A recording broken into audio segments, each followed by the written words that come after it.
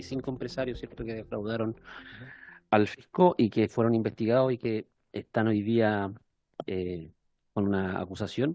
Quisiera citar a esta comisión al director del Servicio de Impuestos Internos, ¿cierto?, para que nos pueda explicar acerca de esa situación, los procedimientos que tienen actualmente para prevenir este tipo de situaciones en el futuro. Creo que es fundamental que podamos nosotros conocerlo como miembro de esta comisión y así también que la ciudadanía que nos está mirando también pueda hacerse partícipe de esa discusión. Gracias, presidente. Que tendría que ser una sesión especial para eso y también podríamos invitar a las organizaciones sindicales porque la verdad es que fue advertido el 2016 por los fiscalizadores que estaban ahí en Ventanilla. Esto va a ser también, si quiere adelantar algo, diputado, mañana en la Comisión de Hacienda está invitado el director de Impuestos Internos para tratar el mismo tema. Pero sabemos que esta es la Comisión de Economía y lo vamos a ver en la próxima, o sea, en la próxima vez que podamos invitarlo a la vuelta de la distrital, digamos, ¿ya?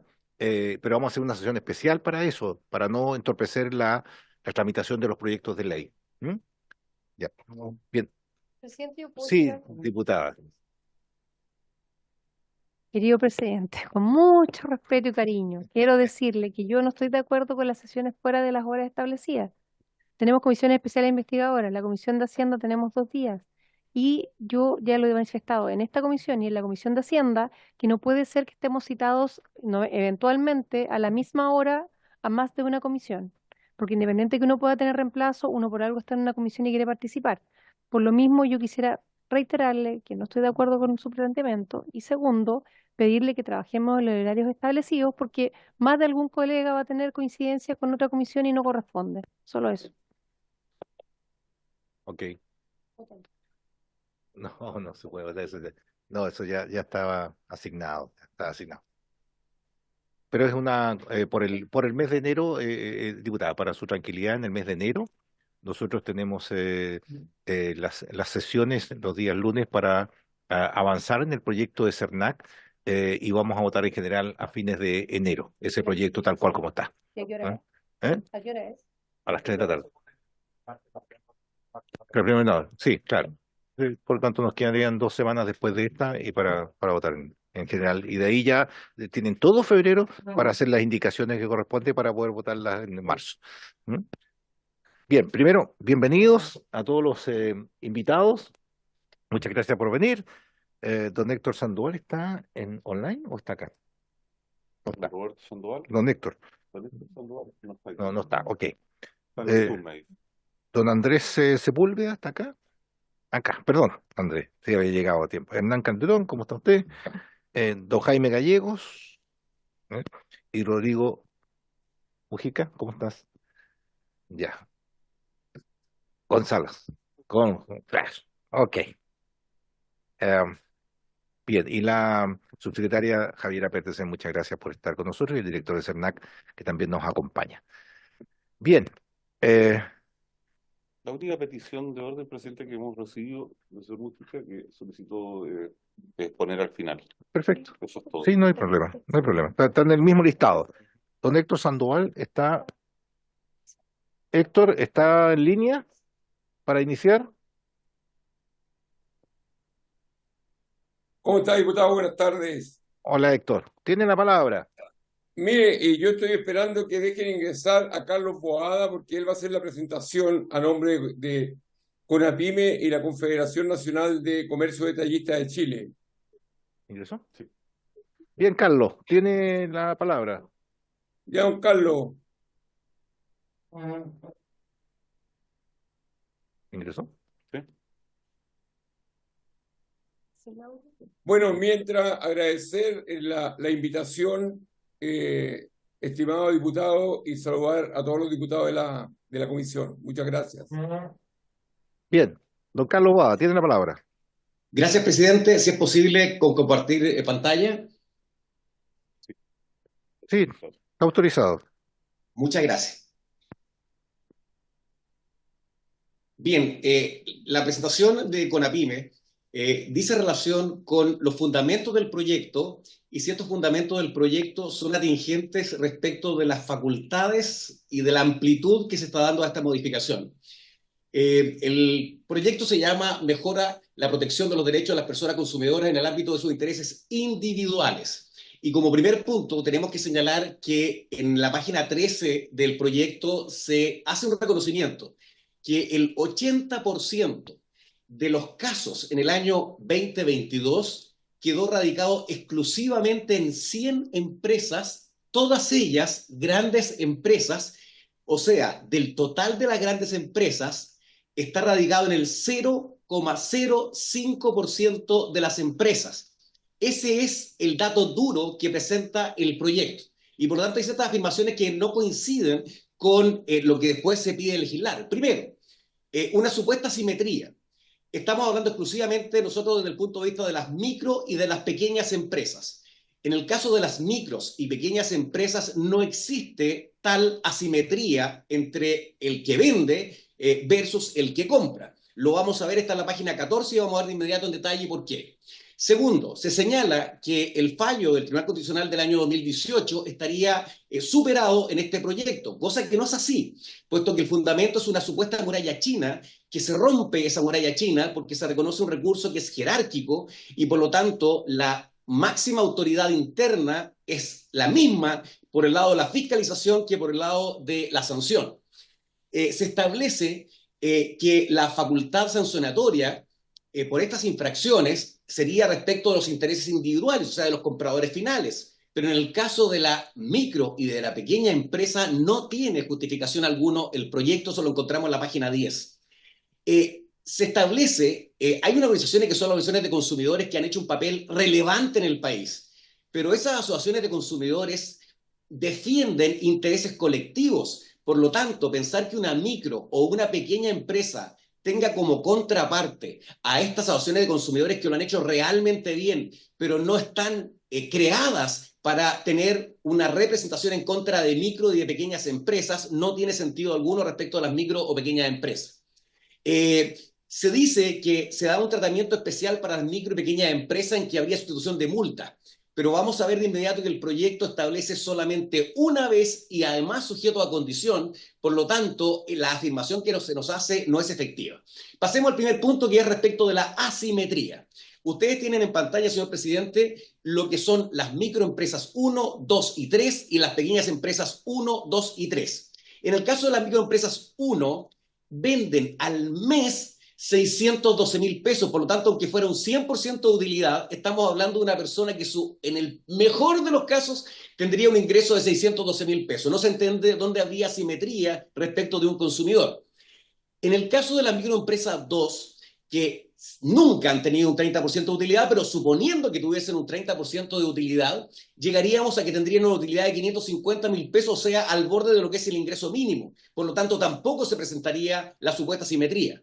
En el caso de las microempresas 3, que se entiende con una utilidad del 10%, que es por lo demás la presunción que hace el Código Tributario y la Ley de la Renta, llegaríamos a que estamos en personas que tienen 734.000 pesos en el mejor de los escenarios como ingreso mensual. Por lo tanto, claramente no tenemos tampoco en este caso simetría.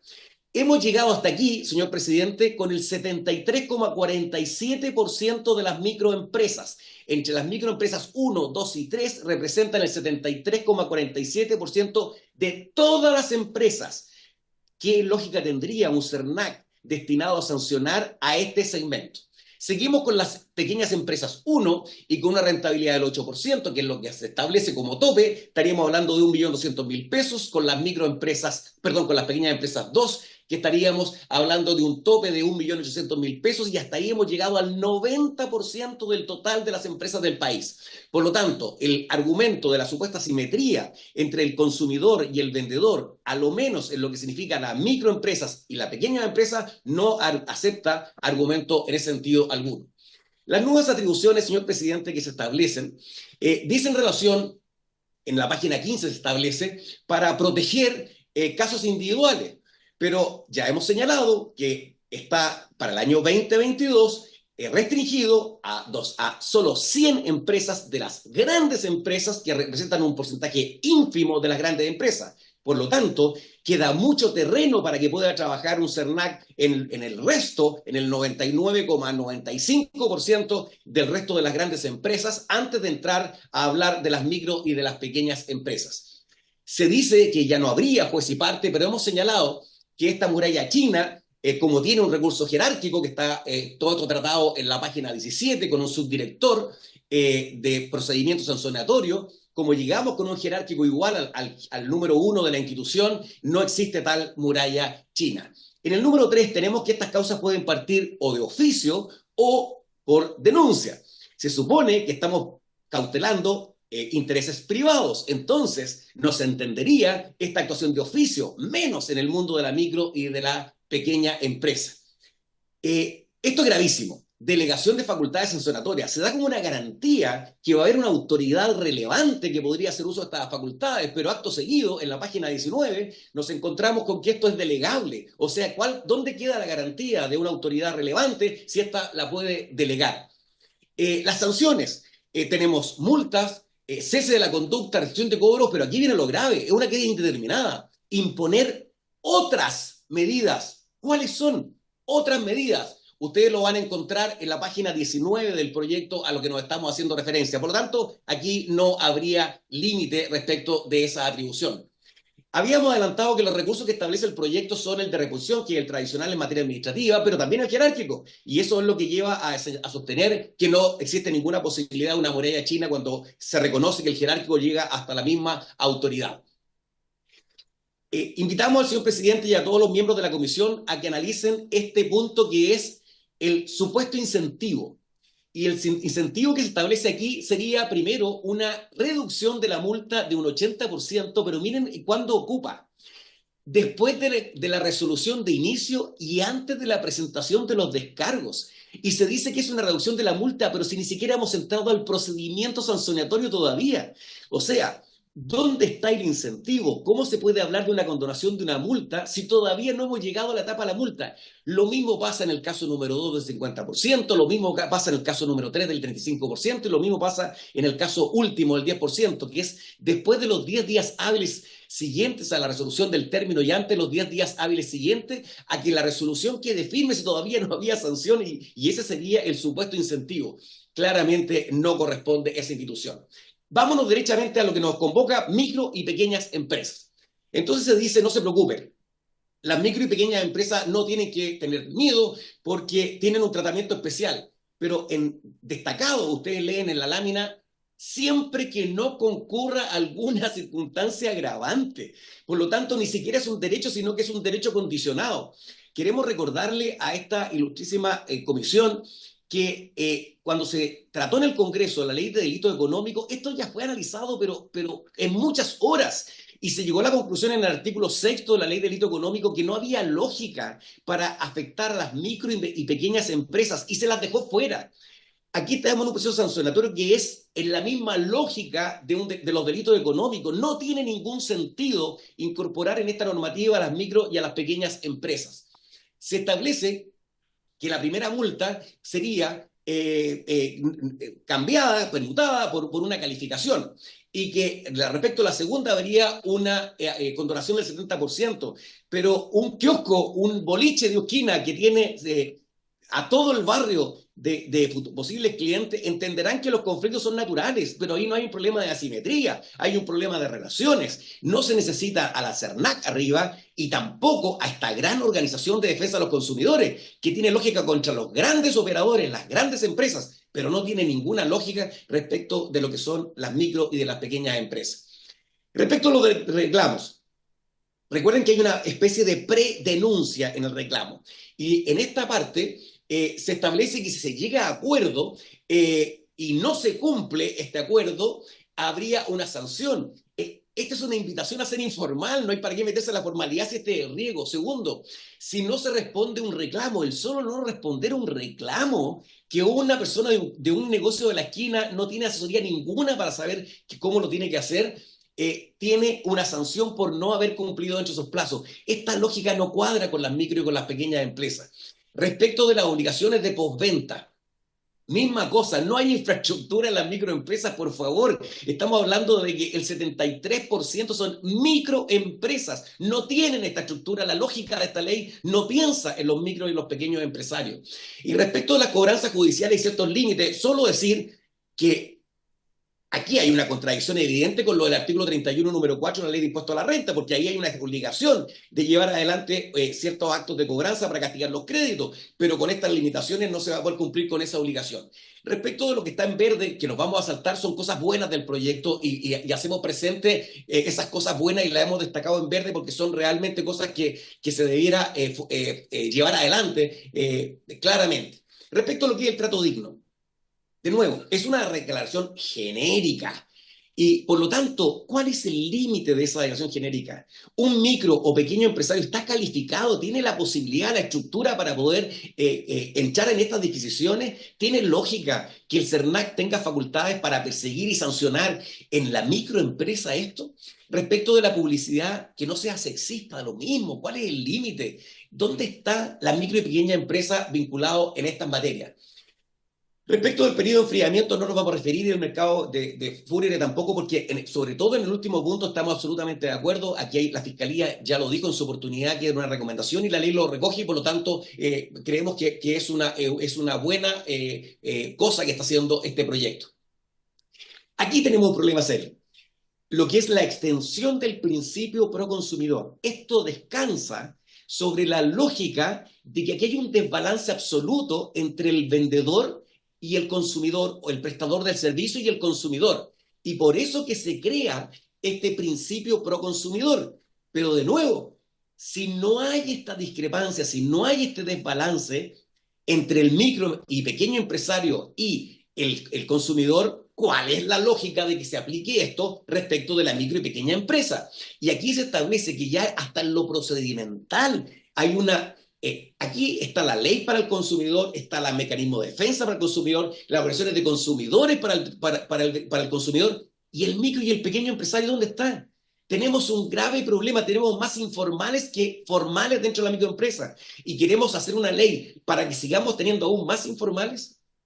Esto claramente no tiene respaldo, no tiene ninguna posibilidad de defensa. Y acuerdos en juicios de consumidores. Como principio es adecuado, pero de nuevo, tengamos una lógica distinta de lo que es el mundo de la micro y pequeña empresa respecto de lo que es el mundo de la mediana y de la gran empresa. El problema aquí lo tenemos en 100 empresas, solo de las grandes empresas. Ya, llévenlo al resto de las 18.000 grandes empresas, llévenlo al mundo de la mediana empresa, pero en la micro y pequeña empresa no tiene ningún sentido. Respecto a la facultad de designar ministro de FP, totalmente de acuerdo, es un acierto del proyecto y por lo tanto claramente en esta y en otras materias tendría que señalarse esa facultad. Y por último, terminando, presidente, respecto a las disposiciones transitorias, hay 7 disposiciones transitorias y aquí claramente hay un reconocimiento de que la realidad no está para este proyecto y en definitiva, y por lo tanto se establecen plazos de 18 meses, de 24 meses, y en Santiago, siempre he defendido Santiago, que se le dan 30 meses para adecuarse. Podrían pasar 10 años, presidente, y para las micro y pequeñas empresas este proyecto seguiría siendo dañino. Muchas gracias, presidente. Sí, muchas gracias, Carlos. Vamos a escribir las preguntas vamos a escuchar a los expositores para después hacer las preguntas al final. Le agradezco mucho, Hernán, Carlos. Si nos pueden esperar para las preguntas al final. Ahora está don Andrés Sepúlveda, abogado del Estudio Jurídico Gutiérrez y Silva. Tiene la palabra don Andrés. No, el negro, Carlos. Ahí, ese. Buenas tardes, primero que todo agradecer la invitación, hacer solamente una precisión, el estudio se llama Silva y Sepúlveda Abogados, señor Gutiérrez. Sí, es que participamos en una comisión hace más de 10 años y quedamos anotados como Gutiérrez y Silva. Silva y Sepúlveda, Silva es mi señora. Al final me casé con la socia y quedamos en esa formulación final. Precisión que me parecía relevante, sobre todo porque si no me van a tirar la oreja en la oficina. Dicho lo anterior, quisiera hacer un reconocimiento. La razón por la cual nosotros nos estamos acá sentados, y yo agradezco la invitación, señor presidente, es porque, entre otras cosas, aquí hay una victoria cultural de los sectores pro mercado. ¿ya? Y hay que decirlo, el mercado ha adquirido una posición relevante, hoy lo consideramos valioso, y en general todo aquello que se considera valioso debe tener una mejor protección. Y esa mejor protección pasa por una mejor regulación. Si nosotros consideráramos que no es valioso el mercado, que no satisface bienes y servicios públicos, entonces lo habríamos dejado de lado. No tendría regulación, quedaría a la libertad de las personas que interactúan en ese espacio teórico. Pero a la inversa, como consideramos que es valioso, que hay que protegerlo, sobre todo de las asimetrías de poder y las distorsiones del mercado, es por la cual el legislador debe intervenir con una regulación. En general, el mercado, este espacio teórico donde se desarrollan las relaciones económicas, donde están las empresas, interactúan en diversos niveles con el medio. Interactúa con el Estado para la permisología, para el pago de tributos, y en general hay una adecuada regulación de ese nivel de interacción. En el ámbito jurídico penal, yo soy profesor de Derecho Penal Económico por lo demás, existen los delitos funcionarios, existen los delitos tributarios y existen a su vez servicios públicos que regulan este nivel de interacción con facultades interpretativas, sancionatorias y fiscalizadoras. Estoy pensando en el Servicio Nacional de Aduana, estoy pensando en el Servicio de Impuestos Internos. Otro nivel de interacción que está en la minuta que ha sido remitida a sus correos electrónicos es la relación que existe con el capital y en general con el sistema financiero. Las empresas interactúan en forma permanente con ello y también existe un adecuado nivel de protección. Existen normas jurídico-penales, existe toda la ley de mercado de valores, la ley bancaria fija sendas regulaciones en materia penal y a su vez existen servicios públicos que precisamente tienen estas tres características. Interpretan, fiscalizan y sancionan. Estoy pensando en la Comisión para los Mercados Financieros, en el Banco Central, etc. Otro nivel de interacción, además del capital, es con los demás agentes económicos, cuando se actúa entre pares, entre proveedores, entre empresas. Ahí también existe relativamente cierto nivel de regulación. Todo el derecho comercial, por ejemplo, es una derivación de aquello, ¿ya? Existen organismos que lo regulan, no tanto, pero sí en algunos aspectos. Tenemos Fiscalía Nacional Económica, tenemos Tribunales de la Libre Competencia, existen organismos que de alguna manera también tienen esta triple identidad y existe un adecuado marco regulatorio normativo, incluyendo normas penales en distintos cuerpos legislativos que se encuentran esparcidos por nuestra legislación. Y también en nuestro Código Penal, que es donde se densifica básicamente todo el derecho penal en esta materia. Otro nivel, y yo los felicito por esto, es el nivel con los trabajadores, el nivel de interacción intramuros, cómo yo me relaciono con aquellos que me colaboran en el desarrollo de valor como empresa. Este era un nivel que había sido dejado de lado hace un buen rato, solamente teníamos un servicio público con facultades interpretativas, fiscalizadoras y sancionatorias como la Dirección del Trabajo, pero no había un marco jurídico de protección penal que protegiera esas relaciones. Eso cambió en agosto de este año con la dictación de la Ley de Delito Económico, donde ya aparecieron las primeras normas jurídico-penales en el ámbito laboral, particularmente en el marco de lo que es el sistema de seguridad social. Ahí hay que profundizar un poco más. En la minuta vienen algunas ideas por si alguien quiere interesarse. Hay otros que tienen que ver con el medio ambiente, con el medio, cómo yo interactúo. ¿Ya? Nuevamente, esto ocurrió lo mismo con la Ley de Delito Económico. Se implementaron un sistema de normativas penales para proteger el medio ambiente con normas basales y además existe un servicio público con normas, con facultades fiscalizadoras, sancionatorias e interpretativas como la Superintendencia de Medio Ambiente. Falta el último nivel de interacción, los consumidores. Cómo se relacionan las empresas con sus clientes. Acá estábamos al debe. Esta es un espacio donde hay un bajo nivel de protección, porque no existen por de pronto normas jurídico-penales de naturaleza protectora, no existe el derecho penal del consumidor. En otros lugares de nuestro planeta existen normas. Y por otra parte, no existe un servicio público que tenga facultades fiscalizadoras, sancionatorias e interpretativas de la norma de la relación de consumo. Dicho eso, esto es grave, porque efectivamente los consumidores, cuando yo hablo de los consumidores, estoy hablando de la ciudadanía. Y aquí nos encontramos con un problema, porque efectivamente se les reconocen algunos derechos.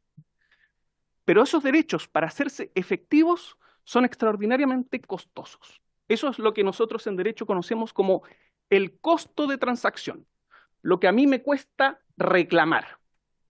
El costo de transacción en materia de ley del consumidor es altísimo, ¿ya? No solamente implica soportar el costo eventualmente del incumplimiento de la relación de consumo propiamente tal, sino que además eventualmente tener que ir a un servicio público para deducir un reclamo, pero este servicio público no tiene facultades de representarme ni de servir de intermediario frente a mi pretensión en tribunales. Tampoco tiene facultades para sancionar. Por lo tanto, si es que se ve frustrada ese intento componedor que desarrolla este servicio público, estoy obligado a contratar servicios profesionales, principalmente de abogados, para ir a reclamar mi derecho. Lo más probable es que si mi relación de consumo es de bajo valor, eso quede frustrado. Yo les pongo en la minuta la fórmula. Si el costo de transacción es alto, la tasa de reclamo es baja, porque la utilidad esperada por el éxito procesal es menor que la utilidad esperada por la frustración individual, más el costo de la pérdida de la relación de consumo, lo que se traduce en un ejercicio bajo de los derechos consagrados en el ordenamiento.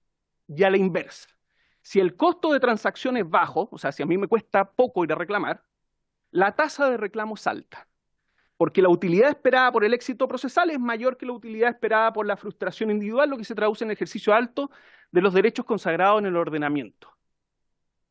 En resumen, ¿qué es lo que pretendo decir? Que si bajamos las barreras de ingreso al sistema de justicia, las personas que ya tienen derechos reconocidos en el ordenamiento los pueden ejercer. Si las barreras son altas, la ciudadanía no puede ejercer esos derechos y esos derechos simplemente están escritos en el papel, ¿ya? No existe un derecho efectivo que yo pueda ejercer.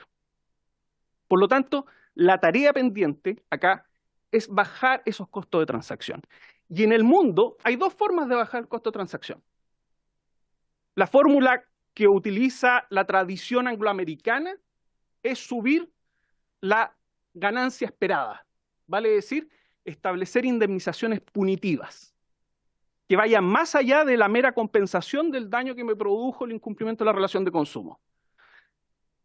De pronto chocar porque el auto tenía un problema es como ganarse la lotería, porque las sanciones además vienen a castigar y a punir a la empresa. Y eso es tremendamente riesgoso en una economía tan pequeña como la nuestra.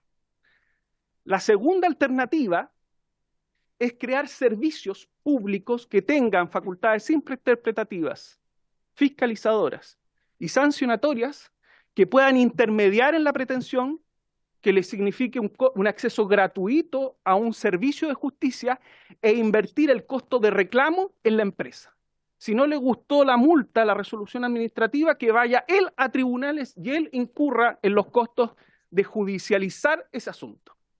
Pero no la persona natural, no el agente pequeño en la relación de consumo, porque si no va a haber frustración. ¿Y por qué esto es importante? Porque si nosotros mantenemos un nivel de desregulación, lo que va a ocurrir en la relación de consumo es que la ciudadanía se va a sentir frustrada. Y eso delegitima el sistema. O sea, aquellos sectores que creen en el mercado y que son pro mercado tienen la obligación moral de protegerlo para que se legitime el sistema. Porque las personas, una vez que puedan hacer efectivos sus derechos, van a confiar más en el sistema. Y esa es la lógica. Yo he estudiado en detalle la propuesta que se me envió, que entiendo que es un proyecto que se ingresó ahora en septiembre por parte del Ejecutivo, y de alguna forma delinea algunos aspectos de lo que yo mencionaba en mi exposición. Se crea un servicio que tiene facultades sancionatorias. Aunque no lo diga, inexorablemente ello va a concluir en que el servicio va a tener facultades interpretativas. Va a ir generando una jurisprudencia administrativa.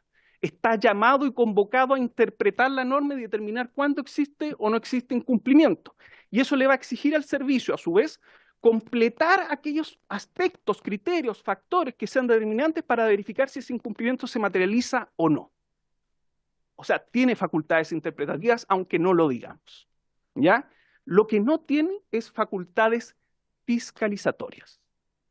¿Y por qué es importante que las tenga? Y yo veo que ese es un defecto del proyecto. Porque ello colabora a generar y preconstituir la prueba. yo escuché atentamente lo que dijo el expositor anterior, yo quiero hacer una precisión. La relación de consumo es efectivamente asimétrica, pero la asimetría no tiene que ver con lo que dijo el expositor anterior, con el tamaño o dimensión o peso económico, sino que es una asimetría jurídica. Quien determina las condiciones de contratación y fija las condiciones en que se presta el bien y servicio es una de las partes y no la otra. Es allí donde existe la asimetría. Esto es importante decirlo, ¿ya? Porque pareciera ser que la asimetría es solamente el poder económico que tienen dos personas en una relación jurídica. No, tiene que ver con quién tiene poder decisorio de imponer las condiciones de contratación. Y ahí sí existe asimetría. Dicho lo anterior, además, es una relación asimétrica que tiene bajo estándar probatorio, porque se materializa sin que exista, por regla general, un contrato en que se especifiquen las condiciones de contratación. Lo que materializa la relación de consumo y lo que deja rastro, por regla general, son pequeños actos de comercio, una guía de despacho, una boleta de servicio, y nada más. Entonces, es difícil saber a qué realmente se había obligado el proveedor de un bien o servicio.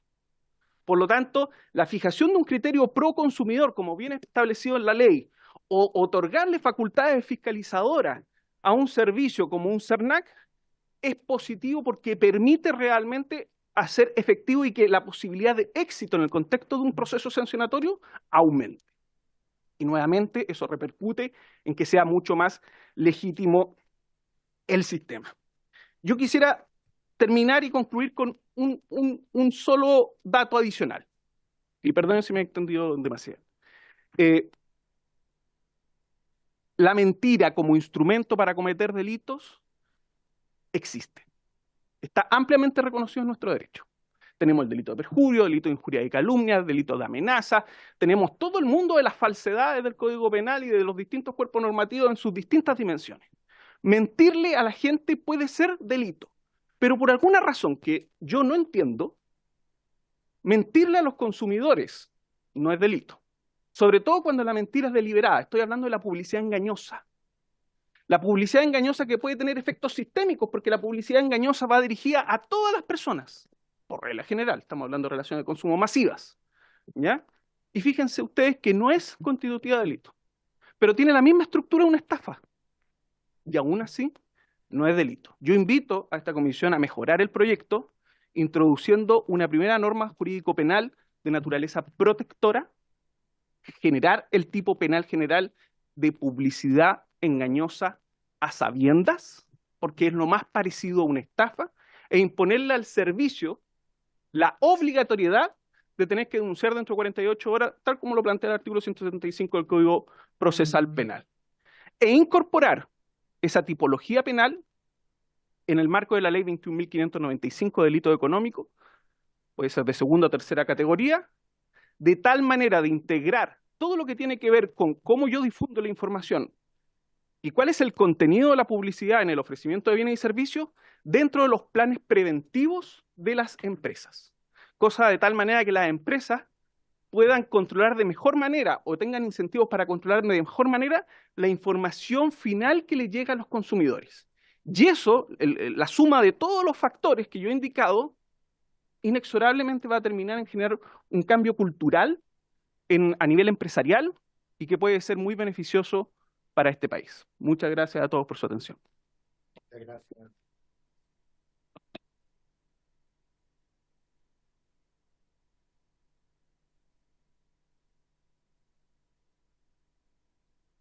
Muchas gracias, presidente. Por estar medio saludar a todos los diputados, diputadas y también a todos los presentes invitados. Nosotros hemos venido aquí también a entregar nuestra opinión con respecto a este proyecto que permite, lo que busca es mejorar la protección de los consumidores, lo cual es absolutamente valorable, y también en el ámbito, y las personas en el ámbito de los intereses individuales y fortaleciendo al Servicio Nacional del Consumidor. Nosotros en este, están ahí, ya, perfecto. En el primer en el primer lámina. Esto es de lo que vamos a tratar, vamos a ir directamente a lo que nosotros opinamos del proyecto para poder tener una opinión mucho más amplia. Creemos de que es necesario hacer modificaciones en la ley del consumidor. Creemos que más allá de este proyecto, la ley del consumidor está llena de parches. Ese es uno de los problemas. Es poco clara, de repente es confusa, no se entiende y hay que hacer verdaderas interpretaciones para llegar a la protección de los consumidores. Sin embargo, creemos de que esta vuelve a ser otra oportunidad donde podamos mejorar esta legislación que probablemente lo que necesita con urgencia es un catálogo de derechos del consumidor como existen en otros países. Ese es para definir claramente el ámbito de aplicación y cuáles son los derechos de los consumidores. Y en esto nosotros vamos a poner en primer las modificaciones y algunas definiciones y aplicación de la ley, la definición de consumidor, cosas que abarca la incorporación de los contratos de promesa, extensión del principio pro consumidor, que ya un poquito ya quedó establecido en la ley modificación anterior, donde ya hay un principio pro consumidor, ¿no? Y los vínculos contractuales. En la regulación de la gestión de reclamos y mediaciones de las asociaciones, donde también se propone un procedimiento que más adelante, en el próximo vamos a nosotros a definir cuáles son las observaciones que tenemos. La incorporación de la facultad sancionatoria del CERNAC, que eso es un tema que tenemos que hacerlo. Pasamos al segundo. Bueno, en principio queremos ver la compatibilidad y la coordinación de la gestión de reclamos por parte de las asociaciones de consumidores y el CERNAC. Desde el punto de vista de las asociaciones de consumidores, estuvimos reunidos en un encuentro nacional donde hubo un grupo importante de asociaciones de todo el país, donde hicimos estos acuerdos y mucho recoge las inquietudes que quedaron dentro de ese encuentro. Desde nuestro punto de vista, este proyecto excluye a las asociaciones de consumidores de la gestión de reclamos, porque el reclamo queda específicamente de exclusividad de hacerlo en el CERNAC. Y en consecuencia, el reclamo hecho en el CERNAC tiene además como componente la obligación del proveedor de responderle al CERNAC. Y en consecuencia, una asociación de consumidores como hoy día las hay, en que tienen sistemas de gestión de reclamos, están respondiéndole a los consumidores, quedarían excluidos y el proveedor no tendría la obligación de responderle. Y en consecuencia se excluye a las asociaciones por esta disposición en que queda la hegemonía de la gestión de reclamos en la institución pública. ¿Cuál es el otro problema que tenemos aquí? Es que los consumidores además se ven obligados a iniciar el reclamo en el CERNAC. Esa es una facultad que se aduce y que se deja en la institución, por lo tanto cualquier reclamo tiene que iniciarse en el CERNAC. ¿Cuál es otro problema que tiene? Que según nuestra opinión es que la gestión de mediación que se propone como facultad de las asociaciones de consumidores y que no la tendría el CERNAC es impracticable, porque la gestión de reclamos de la institución se convierte en una mediación forzosa porque el proveedor está obligado a responderle y si no le responde está amenazado por el procedimiento sancionatorio. En consecuencia, no hay espacio para que una asociación en qué momento pudiera hacer la gestión del reclamo y tampoco la gestión de mediación. Este es algo de lo que nosotros estamos sosteniendo con esto. Además, existe la autonomía del procedimiento indemnizatorio ante el juzgado de policía local y procedimiento sancionatorio ante el CERNAC.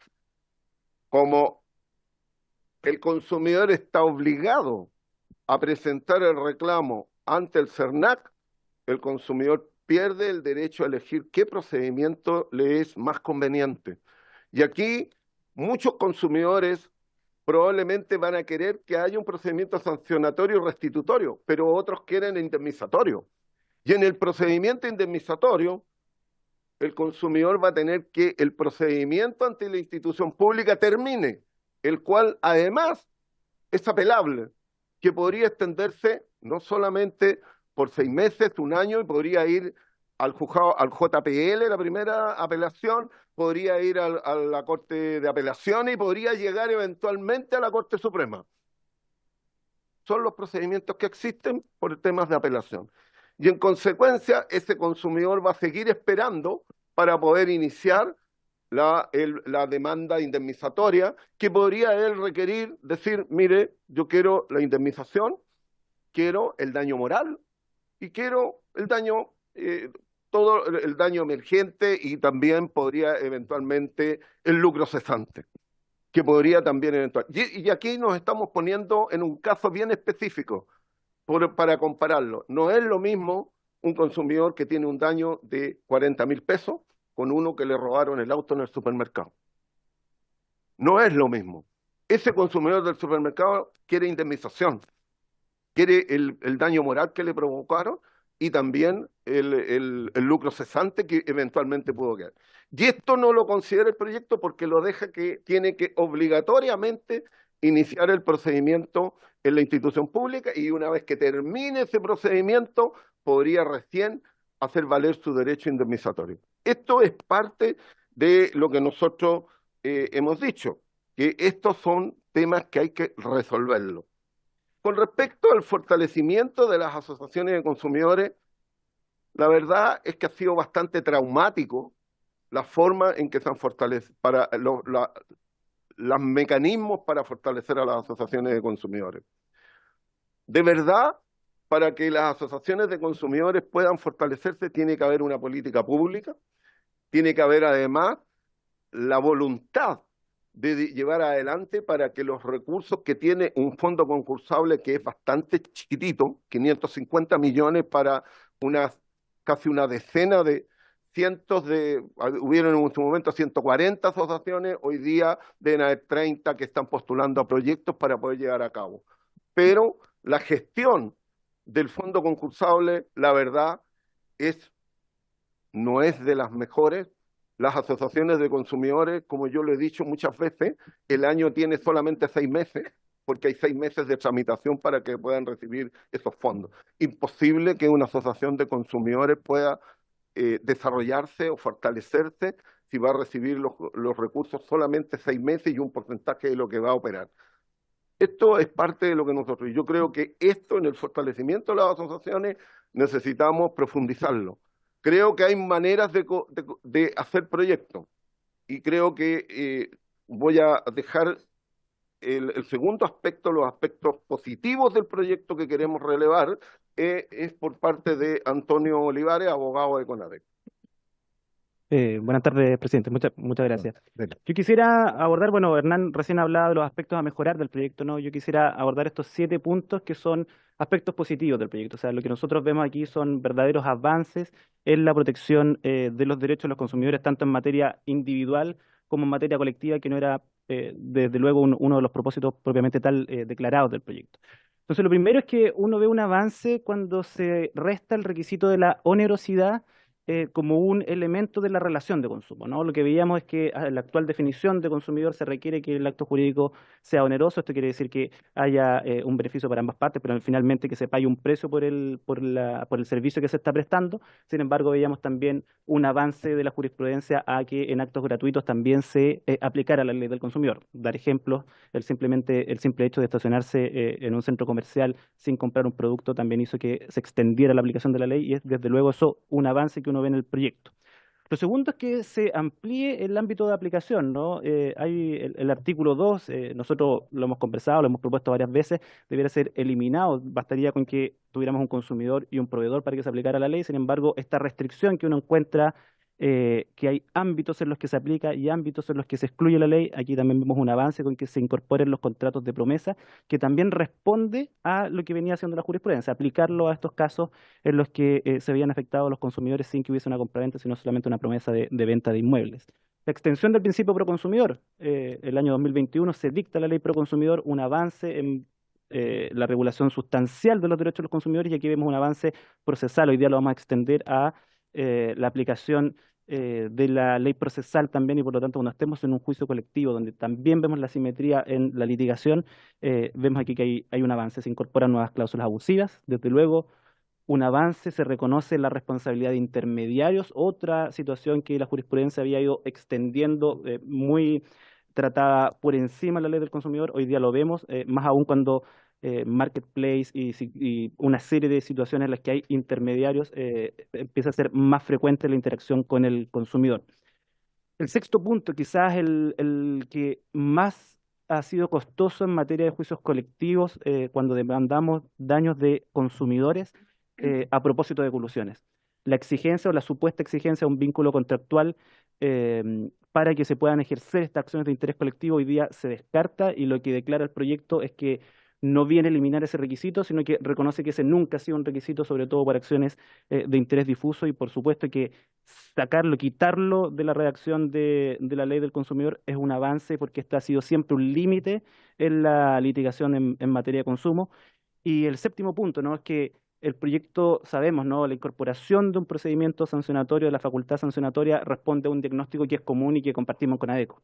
Y es que las pequeñas causas, los pequeños casos, esos casos de 40.000 pesos, esos casos de 30.000 pesos, 60.000 pesos, esos mismos casos que hablaba el expositor anterior, en que el costo de la litigación es mucho más caro que el daño que se le está generando, requiere una respuesta que sea sancionatoria, que va a inhibir a las empresas de incurrir en esos actos, y también restitutoria, que lo que va a hacer es devolver o reintegrar esos gastos que se han producido. Sí.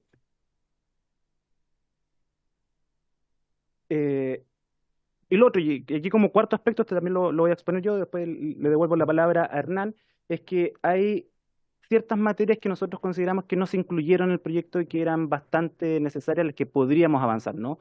La primera es que se eleve el monto de los casos inapelables, ¿no? Hoy día la extensión del procedimiento indemnizatorio al consumidor es bastante larga.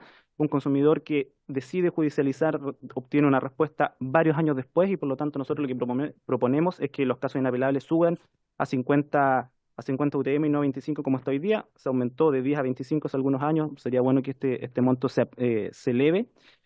Las causas colectivas ante la Corte Suprema tienen una tardanza también bastante alta. El procedimiento colectivo en general se demora bastante, y por lo mismo sería bastante beneficioso que se pudieran ver de forma extraordinaria en la Corte Suprema.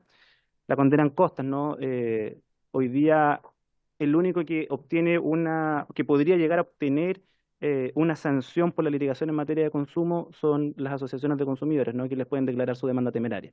Pero ni siquiera hay una condena en costas que sea obligatoria en caso que gane, ya sea totalmente o parcialmente, y eso sí lo vemos en otros procedimientos colectivos, como es el regulado de la Ley General de Urbanismo y Construcciones, que obliga a condenar en costa aun cuando se acoja parcialmente la demanda, y eso creemos que también debería ser una situación que se incorpore. Pero también elevar los requisitos de las asociaciones de consumidores, ¿no? Nosotros quizás somos un caso aislado, 2, 3, 4 asociaciones que son bastante grandes, pero tenemos un montón de asociaciones pequeñas que presentan una serie de dificultades para poder salir adelante, y lo que nosotros creemos es que también debiéramos aumentar algunos requisitos, ¿no?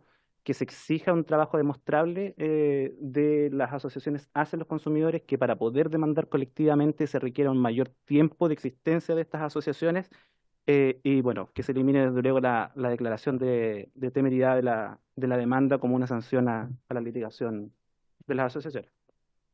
Bueno, nosotros además queremos agregar, terminar el último punto. Ahorita el voto. Exacto. Creemos de que este proyecto también no abarca algo importante que hoy día se está llevando a cabo. De hecho, hace poquitos días el CERNAC anuncia un sinnúmero de procedimientos voluntarios colectivos, ¿ah? Y en este aspecto creemos de que aquí esto necesita una revisión completa de este procedimiento. Primero, porque no permite la participación de las asociaciones de consumidores como parte, simplemente tienen que ser convocadas o invitadas por el organismo público.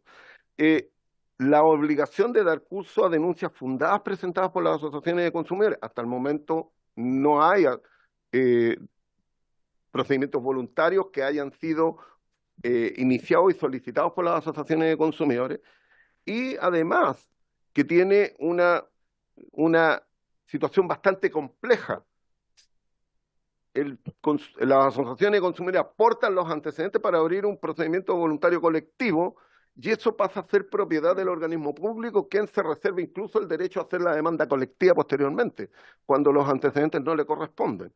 Los antecedentes los aporta una asociación de consumidores, y en este caso podría invitarlo o no podría invitarlo a pesar de haber aportado todos los antecedentes y la investigación correspondiente. Y nosotros lo que proponemos en esto, en el caso, por ejemplo, en caso de PVC fallido, cosas que existen, porque el proveedor no lo acepta o simplemente no llega a acuerdo y lo desecha al momento de terminar incluso el procedimiento voluntario, esa demanda, cuando se presenta posteriormente por la institución pública, nos parece que el derecho le corresponde a la Asociación de Consumidores, que fue la que presentó los antecedentes. Esto no estamos hablando de algo que no haya ocurrido, ya ocurrió, donde los antecedentes lo aporta una asociación y el organismo público se apropia de la información y presenta demanda colectiva sin siquiera informarle a la Asociación de Consumidores. Esto es lo que queremos impedir, porque claramente queremos aportar, pero también queremos que esto sea justo. Ese es un poco lo que queremos aportar. Quiero decirle, para terminar, señor presidente, quiero decirle de que a nosotros nos parece tremendamente positivo de que el proyecto considere la obligatoriedad de los proveedores a responder. Eso es algo que es importante, y yo creo que eso lo quiero destacar, porque el proyecto, eso es. Los detalles de lo demás para que las asociaciones sean parte de esto, también tenemos que estudiarlo. Gracias, señor presidente. Muchas gracias, Hernán Calderón y Antonio Olivares, por la exposición. Y ahora pasamos a don Jaime Gallegos, doctor en Derecho, director del Departamento de Derecho Económico de la Facultad de Derecho de la Universidad de Chile. Jaime, tiene la palabra. Muchas gracias, señor presidente, señoras diputadas, señores diputados, señora subsecretaria, señor director del Servicio Nacional. Muchas gracias por la invitación. Como decía el presidente de la comisión, yo vengo desde el Departamento de Derecho Económico de la Universidad de Chile, unidad que tiene a su cargo aspectos regulatorios. Vemos dentro de las cátedras que abordamos en pregrado y posgrado mercados de valores, derecho bancario, financiero, regulación de servicios públicos, servicios sanitarios, derecho del consumidor, libre competencia. De hecho, el fiscal nacional económico es profesor de nuestra facultad, y así sucesivamente. Entonces, el prisma a partir del cual se construyó esta sencilla exposición es a través de una mirada transversal, cómo se inserta los aspectos regulatorios y sancionatorios del proyecto en cuestión a la luz de otros proyectos, de otras figuras presentes en nuestro ordenamiento jurídico, y cómo esto en la realidad nacional en materia de protección de los derechos de los consumidores y las consumidoras parece viable. Entonces, la presentación se estructura de la siguiente manera. Primeramente, en base a datos que aporta el propio mensaje, a datos del Poder Judicial, se van a reseñar algunos elementos de la situación de los consumidores y consumidoras en Chile. Luego, una revisión comparada respecto al estado del arte en algunas jurisdicciones de países desarrollados y otros países de nuestro entorno. Luego, la enunciación de algunos elementos centrales del proyecto de ley, algunos aspectos destacados del régimen sancionatorio, otras cuestiones que creo que es importante que se traigan a colación, desafíos y conclusiones. En primer término, respecto a los datos, hay cifras más, cifras menos, pero se habla de que más o menos más de 600.000 reclamos recibió el Servicio Nacional del Consumidor en el año 2022. Más menos, números más, números menos. En el mensaje se indica de que de aquellos, poco más de la mitad fueron respondidos favorablemente, un poco más de un 30% fueron rechazados y un 10% no fueron respondidos. Ahora, si uno revisa el mensaje, se advierte de que dentro de ese número que parece positivo, del 53% de los reclamos que fueron atendidos favorablemente, lamentablemente no se cuenta con un instrumento para darle eficacia, y muchas veces un proveedor puede indicar expresamente que va a atender un requerimiento, pero después el consumidor que presentó el reclamo no tiene cómo hacerlo exigible. Y luego, relacionado con otro tema que ya se enunció previamente, teniendo en cuenta los costos de transacción, aun cuando es un hecho cierto de que en el proceso de defensa de los derechos de los consumidores se ha buscado acercar la justicia a la población, entregando competencia a los juzgados de policía local en procesos que no son formalizados mayormente, que no se exige la ley de comparecencia en juicio, que no se necesitará la comparecencia al letrado, lo cual evidentemente encarece. Por estos costos de transacción, de elementos tan básicos como el pago de las notificaciones y una serie de otros elementos, en definitiva,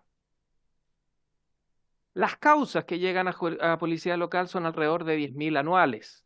Y si lo comparamos con los más de 600.000 reclamos al año, vemos que en los hechos concretos la judicialización de los procesos son mucho menores. Entonces tenemos un diferencial bastante elevado.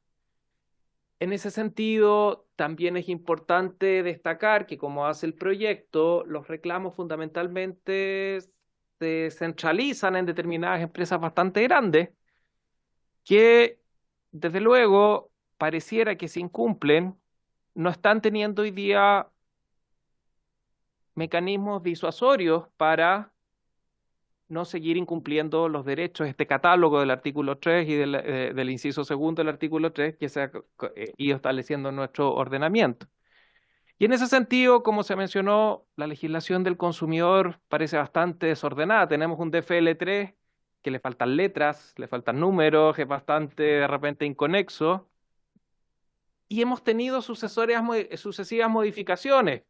Se han ido tratando paulatinamente de incorporar nuevos mecanismos para hacerlo efectivo. Sabemos el intento fallido del sello CERNAC, tampoco han sido efectivos los planes de cumplimiento.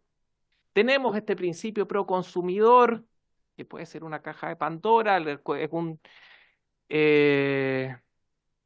un término de textura abierta, dirían.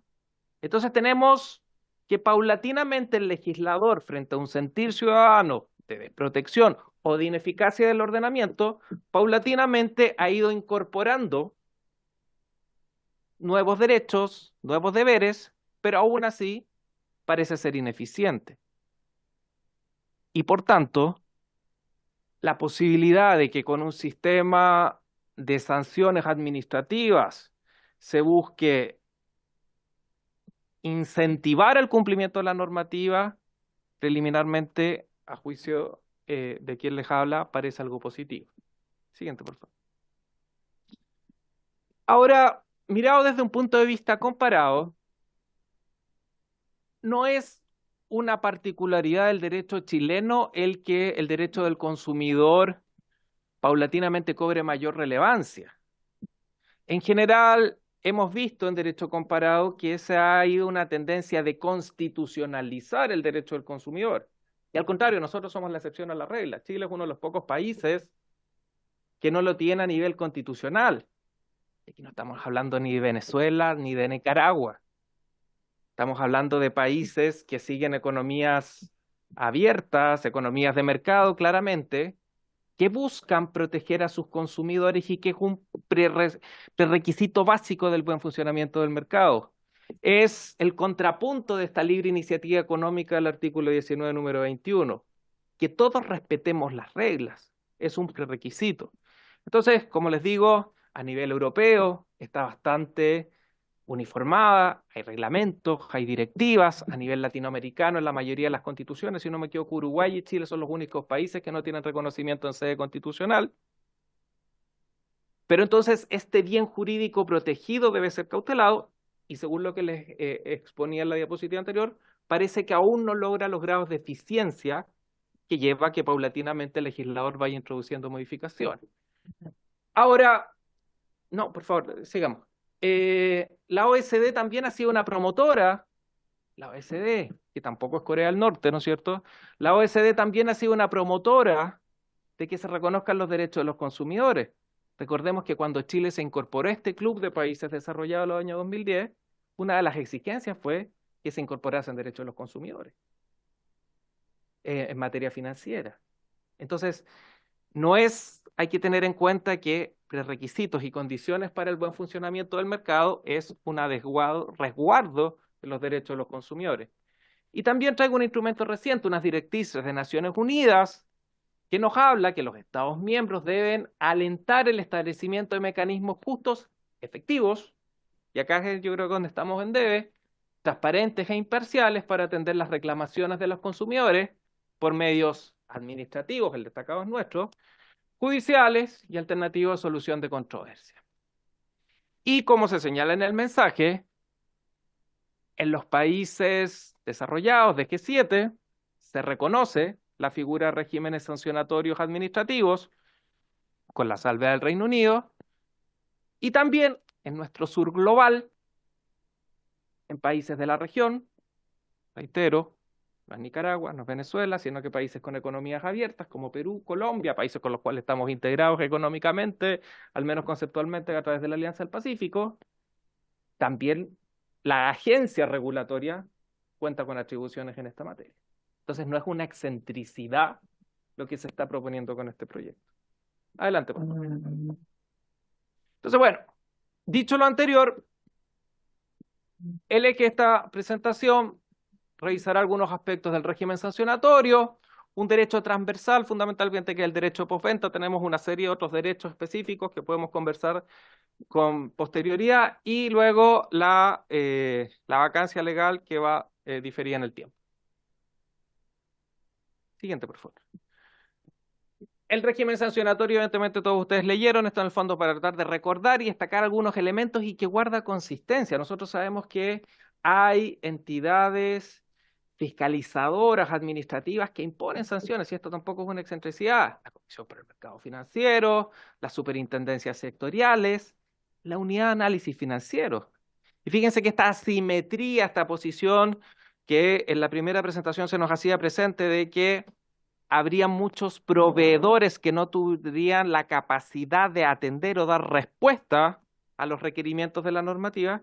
Fíjense que la ley 19.913, la Unidad de Análisis Financiero, teniendo en cuenta la importancia del bien jurídico protegido, prevenir el lavado de activos y el financiamiento del terrorismo, paulatinamente, con los votos de este Congreso, ha ido aumentando los sujetos reportantes y que quedan sujetos a las instrucciones que emite la unidad y también al régimen sancionatorio. ¿Ok? Entonces, bueno, como ustedes saben, en este proyecto se recibe un reclamo, se evalúa su admisibilidad, lo que en cierta medida mitiga. Hoy día yo conversaba, cuando estaba después de salir de un examen de grado, conversaba con un profesor de procesal. Bueno, ¿cómo evitamos que no sean denuncias temerarias? Bueno, acá el servicio, que es el ente especializado, evaluará la admisibilidad del reclamo que se formule y luego dará traslado al proveedor para que se pronuncie dentro de 10 días hábiles, ante lo cual podría llegar a acuerdo.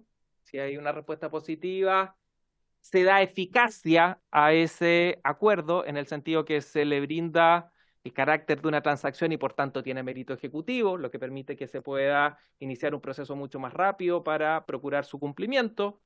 Luego, si no se acoge el reclamo o no se llega a acuerdo, puede iniciarse el proceso sancionatorio y evidentemente que en la fase en que el proveedor proponga alternativas, esos elementos no puede preconstituirse como una asunción de responsabilidad en el proceso sancionatorio. Estos elementos parecen muy positivos bajo una lógica de procedimientos administrativos sancionadores.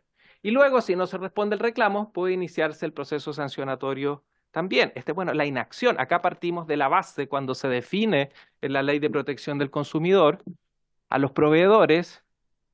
Tenemos que relacionarlos con las normas del Código de Comercio, que entiende que el comerciante es un sujeto profesional que se dedica habitualmente a un giro comercial. Entonces, evidentemente, estará afecto a una serie de requisitos. Si yo quiero ser, por más que sea una pyme, si yo quiero vender empanadas o vender sanduchitos a la salida de un establecimiento educacional, tengo que cumplir las normas sanitarias, ¿cierto? Entonces, acá tengo que cumplir también la normativa que ha establecido el Congreso. Adelante, por favor.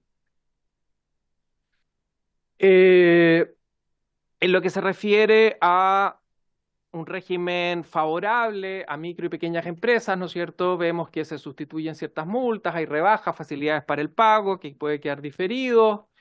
No queda dentro del ámbito sancionatorio las cláusulas abusivas ni temas indemnizatorios, ¿no es cierto? También se inhibe el SERNAC cuando, en este proceso sancionatorio, cuando tuviese un interés colectivo y difuso del conocimiento de estas causas individuales. Y acá, en el fondo, haciéndose cargo de los cuestionamientos del fallo del Tribunal Constitucional, se busca separar a través de esta subdirección especializada en el proceso las aguas, figura que también, por ejemplo, se da en la Comisión para el Mercado Financiero, donde también existe un fiscal bajo el alero de la comisión, pero que también es quien promueve el proceso. Entonces, en ese sentido, es interesante tener en cuenta de que estos elementos se valoran positivamente desde el punto de vista de la eficacia. Adelante, por favor. Las sanciones, evidentemente, como queda claro en el proyecto, no es que se busque la multa, sino que se busca sobre todo recobrar el imperio del derecho. La multa es, podríamos llamar, la última ratio. Acá cuando se hacía una analogía con los delitos económicos, bueno, estamos en distintas sedes, no estamos en la sede penal. Entonces acá lo que busca este proyecto es darle eficacia a los derechos de los consumidores, y si bien, desde luego, como mecanismo disuasorio se contempla una multa, esa multa tiene una serie de rebajas si es que se cumplen las condiciones que ustedes conocen en el proyecto, si es que se va dando sucesivo, entre más pronto mejor, ¿no es cierto? Y en ese sentido se puede ordenar el cese de una conducta. Imagínense una conducta que esté en manifiesta contravención a los derechos de los consumidores. Ustedes, Congreso Nacional, que han aprobado sucesivas modificaciones en cobranzas extrajudiciales, si estuviéramos en una infracción de cobranzas extrajudiciales, ¿no sería adecuado esto que el servicio ordene el cese de esas conductas? Pareciera que sí. Ordenar la restitución de cobros, imponer otras medidas. Y acá existe una amplia gama de recursos que se pueden interponer, velando por las garantías del debido proceso, que están reconocidas en el artículo 19, número 3. Y advierto, quiero hacer presente, que en la separación de poderes, esta lógica de separación de poderes, la propia Corte Suprema valoró muy favorablemente este proyecto. Si bien hizo ciertas prevenciones, quizás hay algunos errores que desde luego que pueden ser enmendados en el proyecto del cual estamos hablando. La propia Corte Suprema valoró positivamente que se le entregasen atribuciones al Servicio Nacional del Consumidor, puesto que tenemos un régimen recursivo bastante amplio, un recurso de reposición ante la propia unidad que inicia el proceso, el recurso jerárquico ante el director del servicio. El servicio tampoco, veamos el mecanismo de nombramiento del director del servicio. El director del servicio no es un funcionario de exclusiva confianza, no es un funcionario político, intermedia alta dirección pública, tiene causales específicas de remoción, tiene un régimen de puerta giratoria y inhabilidades con posterioridad al término de su cargo, etc. Ilegalidad ante juzgado de policía local, apelación. Siguiente, por favor. Bueno, siguiente, esto en el fondo repite las cosas. Y en los deberes de postventa, bueno, en el fondo, lo queremos traer a colación en el sentido de que en definitiva materializa y es una herramienta útil para poder implementar el sistema. O sea, que en el fondo que los proveedores tengan el deber de atender al sistema de una manera diligente. Por último, siguiente, por favor. La siguiente, la vacancia, bueno, no vale la pena detenerse. En general, respecto a ciertas reticencias que se han dado con un eventual abuso que podría ser el Servicio Nacional del Consumidor, bueno, esto lo van a quedar ustedes en su poder. En general hay una visión bastante favorable del Servicio Nacional del Consumidor y su desempeño, y yo dudo que la expertija, el acervo que han construido en los años, en el fondo, se pierda con este proceso sancionatorio y al contrario, creo que en definitiva va a implementar de mejor manera estas cuestiones que aún no tienen la eficacia suficiente. Siguiente, por favor. Y por último, entonces, creo, como recapitulando, creo que es un proyecto positivo, tiene elementos que mejorar, desde luego, hay algunas cuestiones que podrían ser opinables, pero creo que es un condicionante para un adecuado funcionamiento de una economía de mercado, en el cual todos y todas las chilenas, en este nuevo pacto social, espero más pacífico, sin rencillas, podamos construir de una manera más armónica de cara al siglo XXI. Muchas gracias, señor presidente. Le agradezco mucho, profesor Gallego, su exposición. Y ahora pasamos a Rodrigo Mujica y Salvador Said. Gonzalo Said. Gonzalo, perdón. ¿Usted quién va a partir? Voy a partir yo, señor presidente, muchas gracias y a través suyo agradecerle a la Comisión de Economía de la Cámara de Diputadas y Diputados por la invitación a poder participar aquí en esta sesión y hablar de las observaciones que nosotros tenemos y la propuesta al proyecto de ley de fortalecimiento CERNAC que se está discutiendo actualmente. Solo para recordar, SOFOFA es un gremio empresarial con más de 140 años de historia y representamos directa e indirectamente a más de 4.000 empresas, que es un número importantísimo de trabajadores de todos los tamaños y sectores. Representamos más de 40 sectores económicos y tenemos una presencia a lo largo de las 16 regiones del país. Tenemos un propósito como organización, que es avanzar hacia un país donde la empresa esté conectada con la sociedad y las personas estén orgullosas con el quehacer de sus empresas en un entorno de libertad, prosperidad y paz. Así, para SOFOFA, la relación empresa-cliente es fundamental y es un eje central de lo que sentimos y de lo que hacemos. En esta línea buscamos aumentar la confianza de los ciudadanos en las empresas a través del cumplimiento en tiempo y en forma de las promesas entregadas al comprar un producto o un servicio, impulsando la consecuencia empresarial con su propuesta de valor hacia la ciudadanía. Como gremio, no solo buscamos participar activamente, técnicamente y propositivamente en el debate de las políticas públicas, que tengan un impacto en la actividad empresarial o en el entorno en que ésta se desenvuelve, como es el caso de este proyecto de ley, sino que nos hemos preocupado y ocupado de fomentar y relevar la importancia del desarrollo empresarial sostenible a través de 6 pilares, que son comunidades, trabajadores, medio ambiente, proveedores, gobiernos corporativos y consumidores, que es lo que estamos hablando hoy día.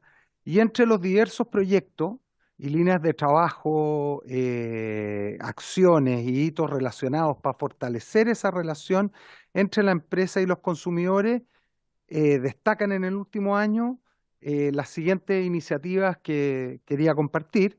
Uno es nuestra jornada de desarrollo empresarial sostenible, que la hacemos anualmente, que es la última que tuvimos fue una jornada donde justamente se abordó el pilar de consumidores como foco de reflexión y orientación a las acciones a realizar durante el año, relevando su importancia para generar mayor confianza entre la ciudadanía y las empresas.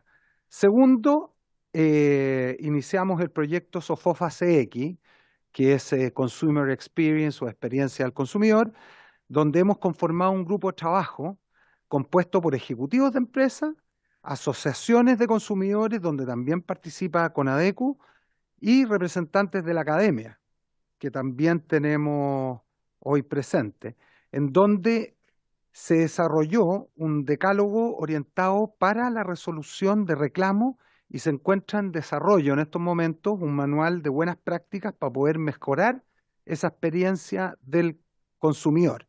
A su vez se diseñó un instrumento llamado SOFOFA CX para poder medir y gestionar la experiencia del consumo, considerando dentro de sus fuentes de información la resolución de reclamo, los NPS y la presencia de las buenas prácticas, porque lo que no se mide no se gestiona. Finalmente, tenemos una mesa de consejeros con el fin de impulsar la reflexión gremial e impulsar desde los gobiernos corporativos, de lo más alto, el trabajo con los consumidores. Se constituyó una mesa de trabajo junto a 10 consejeros de SOFOFA. Estamos muy conscientes que existen espacios de mejora en la atención a los clientes, particularmente en el mundo de la postventa, lo que sin duda atenta contra la satisfacción y confianza de nuestros consumidores. Y como gremio consideramos necesario realizar mejoras a los sistemas de control, a los procedimientos que se deben seguir y al rol que debemos garantizar de revisión, previo a que estos casos se puedan judicializar. Todo esto con el fin de poder evitar las demoras y falta de resolución en materias que, de haberse puesto la debida atención por parte de la empresa y el regulador, se podrían haber resuelto de forma más rápida y más expedita, con un beneficio directo al consumidor. Sin embargo, el enfoque que vemos del proyecto de ley, de la ley CERNAC Te Protege, nos parece errado, ya que propone una acumulación indeseada de facultades para el CERNAC y no pone el foco en lo que en realidad importa, que es conseguir que aquellos clientes que han sido afectados por una conducta, producto o servicio que no cumplió con lo prometido, reciba finalmente una solución y o una compensación oportuna y adecuada. Además, hay consenso en que el tratamiento de los reclamos individuales es un tema muy importante, lo que coincidimos, pero hay otros elementos urgentes a los cuales poner atención y trabajar decididamente, como la informalidad o el comercio ilegal. El procedimiento sancionatorio establecido en el proyecto de ley es poco expedito y ineficiente, alejando así a los consumidores de la solución y atentando contra su confianza al no cumplir con su expectativa de tener una respuesta en un tiempo razonable. Así, el principal objetivo del proyecto de ley debiese ser garantizar una respuesta oportuna por parte de las empresas y disminuir a su vez los casos de insatisfacción o reclamos de cliente, fortaleciendo para ello el rol de mediador del CERNAC entre los consumidores y la empresa, para así facilitar una solución oportuna y beneficiosa. Hecha esta introducción, me gustaría que Rodrigo Mujica, director de Políticas Públicas de SOFOFA, continúe con la presentación. Muchas Adelante, Rodrigo. Muchas gracias, presidente. Por su intervención me gustaría continuar con la presentación y lo que viene a continuación es básicamente algunas observaciones que tenemos como SOFOFA al proyecto de ley que se discute actualmente, pero quisiéramos ir un paso más allá y quizás también poder hacer algunas propuestas de mejora al proyecto de ley y finalmente algunos comentarios finales. Respecto de las observaciones que nosotros levantamos, voy a mencionar 5 observaciones que nos parecen las principales. En primer lugar, tiene que ver con esta nueva facultad que se incorpora al CERNAC, que es la facultad sancionatoria. Se ha hablado bastante al respecto. Más que tener una opinión respecto del hecho de fondo de tener una facultad sancionatoria como así, nuestra observación tiene que ver con la suma de facultades que se incorpora a fondo o que acumula el servicio. Conocemos que a fondo existe la facultad de mediación de procedimientos voluntarios colectivos, la interpretación de normas, la gestión de reclamos, el requerimiento de información, las demandas colectivas, y se incorpora esta nueva facultad sancionatoria. Esto presenta un riesgo, y por eso a fondo creo que es importante relevarlo, que es un riesgo de contraposición de todas estas facultades que tiene el servicio, como la representación y la de juzgamiento y sanción, lo que provoca a fondo que no permite que el servicio ejecute de manera adecuada y eficiente cada una de ellas por sí sola. ¿Ah? Además, no permite que el SERNAC pueda enfocarse o concentrarse en la protección del consumidor, que creemos es lo más beneficioso para la ciudadanía y lo más valorado por la misma, como mencionó anteriormente Gonzalo Said. Y finalmente también, y como se ha mencionado en distintos, o lo ha mencionado distintos organismos, no permite que el servicio se especialice en una función que pareciera ser de nuevo aquella que es más valorada o que podría ser la más necesitada por la ciudadanía. También tenemos una observación respecto de la imparcialidad que estaría generando en fondo ciertas disposiciones del proyecto de ley. La imparcialidad es una garantía fundamental, obviamente, de cualquier debido proceso, y creemos en fondo que hay algunos intereses o incentivos contrapuestos que se plantean en el proyecto de ley que podrían afectar esta imparcialidad. En primer lugar, no queda claro en fondo cómo va a proceder el servicio para determinar cuándo un caso es de interés colectivo o cuándo un caso es de interés individual.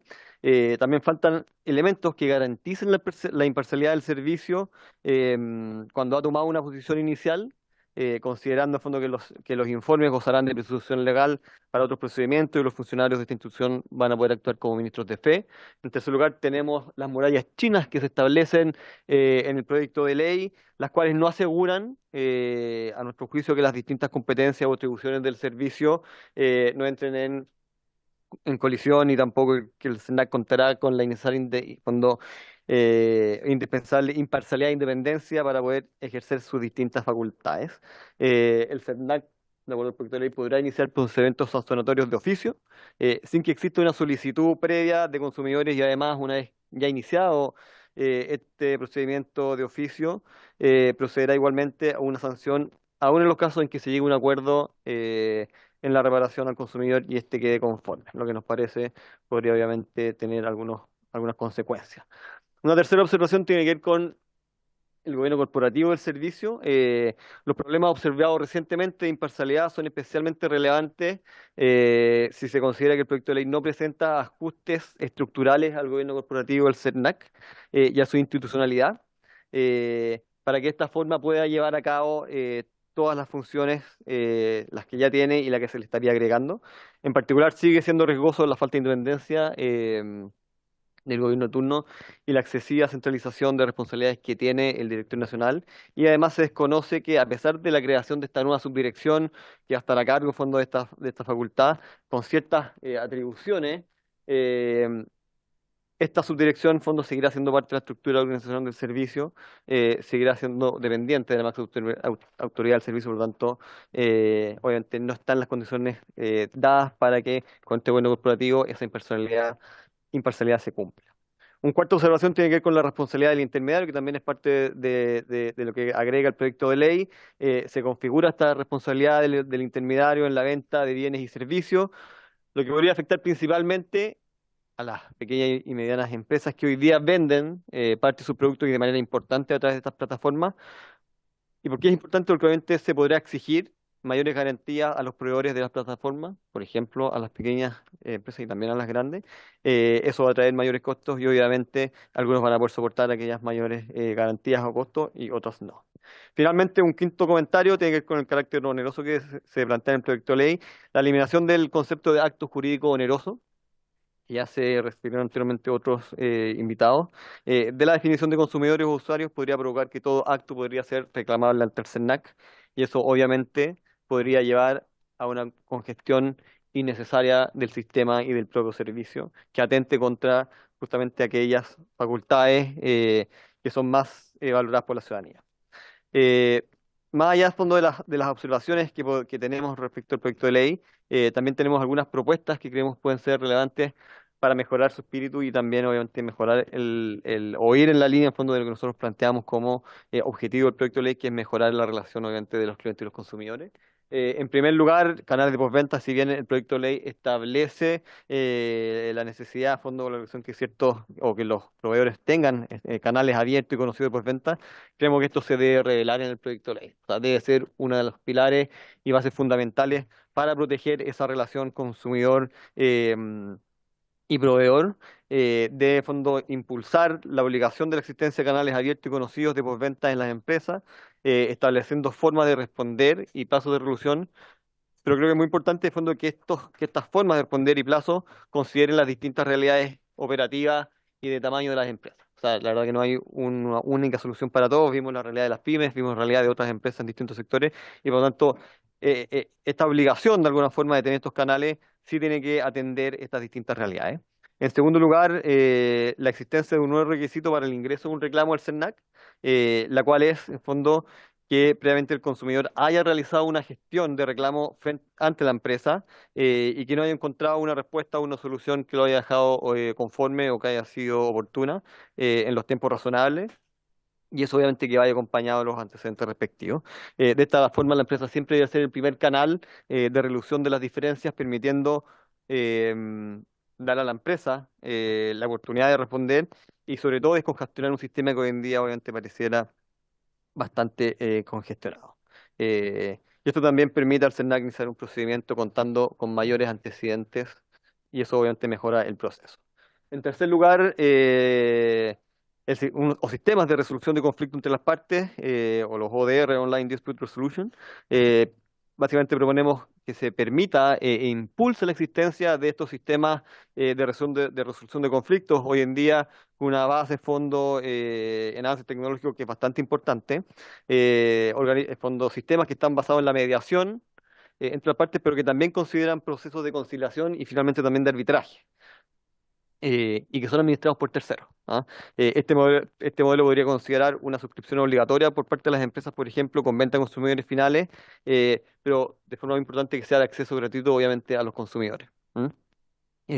Existen algunas iniciativas hoy en día, como el sistema de resolución en línea de la Cámara de Comercio de Santiago, la cual ya ha sido presentado, o Defensoría del Cliente de la Asociación de Bancos, que podrían potenciarse, replicarse o al menos impulsar la existencia de nuevos sistemas. ¿Ah?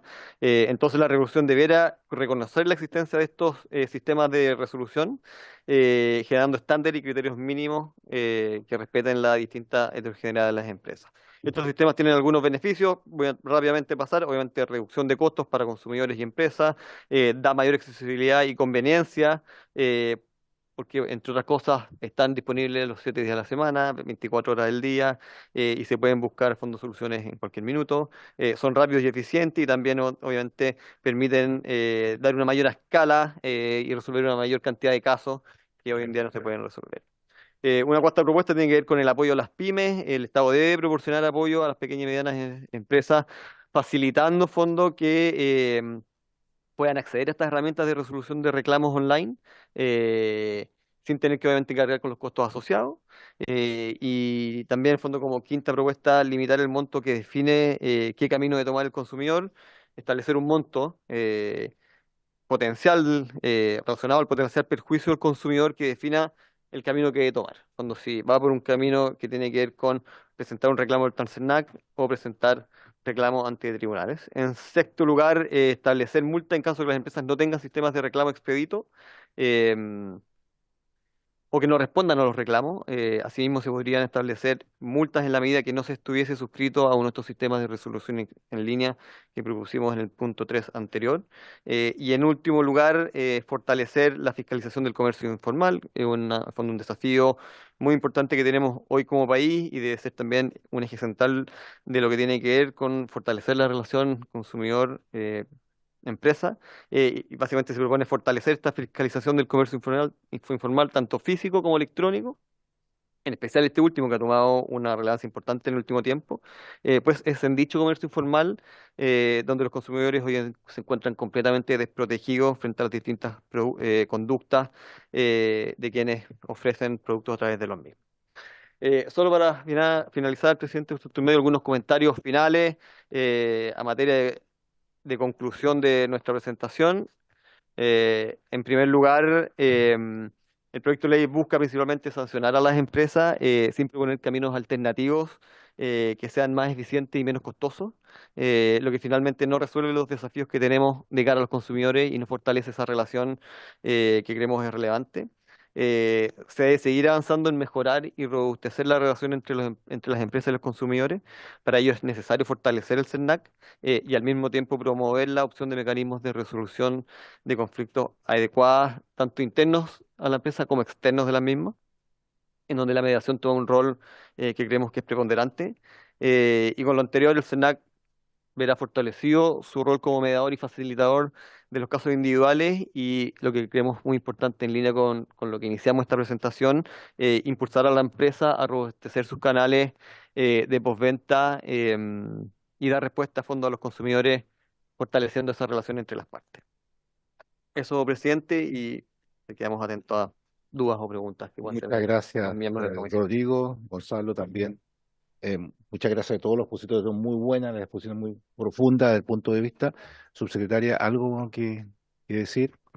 Tenemos excelentes invitados, nos agradezco la exposición. Muchas gracias, presidente. Aprovecho también de saludar a invitados. Yo me sumo a los agradecimientos también. Creo que las presentaciones estuvieron muy claras, ayudan mucho a poder llevar a cabo esta discusión de un proyecto que es complejo, es profundo. Y yo creo que de la misma forma que ocurrió en la sesión anterior, se sigue manteniendo el ánimo de poder avanzar en el fortalecimiento de los derechos del consumidor. Creo que la mayoría, si no todas las intervenciones, dieron puntos sobre el diseño y nosotros desde el Ejecutivo hemos planteado desde siempre que estamos abiertos a poder profundizar y, si es necesario, fortalecer algunas de las áreas del proyecto de ley para que efectivamente este proyecto, que lo que busca es proteger los derechos de los consumidores, hacer que se cumplan de la forma más expedita posible, eso realmente esté condensado en el diseño que nosotros estamos proponiendo. Voy a pasar brevemente por algunos de los puntos, va a ser difícil poder atenderlo a todos. Ahí con el director nos podemos ir complementando.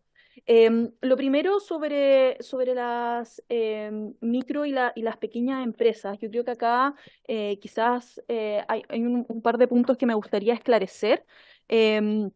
Yo creo que Andrés adelantaba algo que creo que es importante de todas formas que lo tengamos claro sobre cómo se reflejan las asimetrías respecto a los derechos de los consumidores y en el acto de consumo. Las asimetrías no solamente devienen de una asimetría, por ejemplo, en el poder económico que podría haber entre las partes, entre los consumidores y empresas, ya sea micro o grandes empresas, sino que devienen del acto de consumo. Y efectivamente alguien que vende tiene más información sobre el producto que se está siendo vendido y por lo tanto el mismo acto de consumo tiene espacios de asimetría que la ley de los consumidores trata de efectivamente ir resguardando. Ahora, sobre de qué manera este proyecto de ley considera especialmente a las micro y a las pequeñas empresas, entendiendo que son unidades productivas que son distintas y por lo tanto hay que tratarlas con una atención en particular. Creo que lo de la sustitución de la multa quizás no quedó tan claro en la presentación que nosotros hicimos anteriormente. Acá, solamente para poder aclarar, la primera multa que se imponga a una micro o pequeña empresa va a ser sustituida. Y los agravantes en la ley del consumidor aplican respecto de cada infracción, es decir, si una micro o pequeña empresa recibe una multa, por ejemplo, por no haber respetado correctamente la garantía legal y luego recibe también una multa por otro derecho de los consumidores, no es que eso constituya agravante en sí. O sea, ambas infracciones van a poder ser sustituidas por multas porque tienen un origen distinto. Y por lo tanto, ahí creo que se señalaba algo que no se había entendido también del proyecto de ley y que por lo tanto vemos que es algo bien relevante para las micro y pequeñas empresas. Sobre la obligación de postventa, algo que también nosotros lo dijimos con el ministro cuando presentamos el proyecto, efectivamente entendemos que las MIPYMES no tienen la misma infraestructura para poder tener el mismo canal de postventa que empresas más grandes y por lo tanto esto nosotros no consideramos relevante ponerlo, o sea, ni meritorio ponerlo a nivel legal, pero sí a nivel de reglamento se va a establecer cómo va a ser la obligación de la postventa va a ser diferenciada para empresas según tamaño. Nosotros cuando estemos discutiendo quizás más en detalle esto, podemos comentarles de qué manera eso se va a expresar, pero efectivamente lo que buscamos es que las empresas de menor tamaño puedan tener también las facilidades para poder hacer cumplimiento de esto, entendiendo que el principal objetivo de este proyecto de ley es que los derechos de los consumidores puedan cumplirse, independiente del consumidor a dónde o a qué empresa le compre.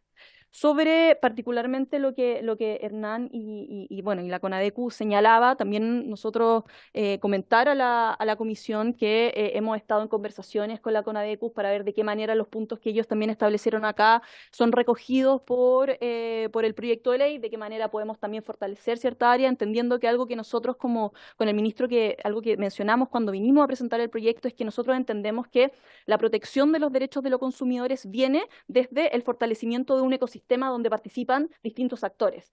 Por una parte está el CERNAC, por otra parte también, por supuesto, están las empresas y las asociaciones de consumidores son un actor muy relevante dentro de este ecosistema que tiene que defender la correcta protección de los derechos de los consumidores.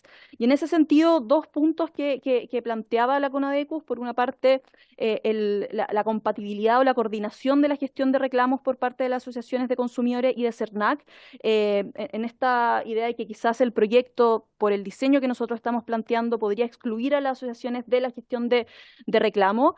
Acá nosotros, en un caso, el ánimo del diseño del proyecto es ese, por lo mismo hemos conversado con las asociaciones para, entendiendo que existe un área de mejora de esto, poder establecer más claramente cómo se fortalecen las acciones que tanto las asociaciones de consumidores como también el CERNAC en la parte de la gestión de reclamos se puede fortalecer, y ahí creo que son en un ámbito que puede efectivamente fortalecer esta dirección.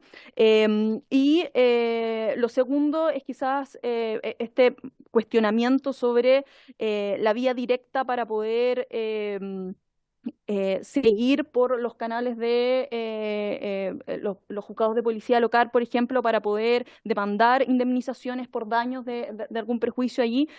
También nosotros desde el Ministerio de Economía no tenemos ningún ánimo de innovar frente a eso. Entendemos que pueden haber quizás ciertas interpretaciones que no están dentro de las ideas que nosotros como Ejecutivo queremos proponer, y por lo mismo también estamos explorando ciertas modificaciones para poder esclarecer este punto y de la forma tal que estemos de acuerdo en este punto que nosotros compartimos correctamente con lo que señalaba CONADECUS.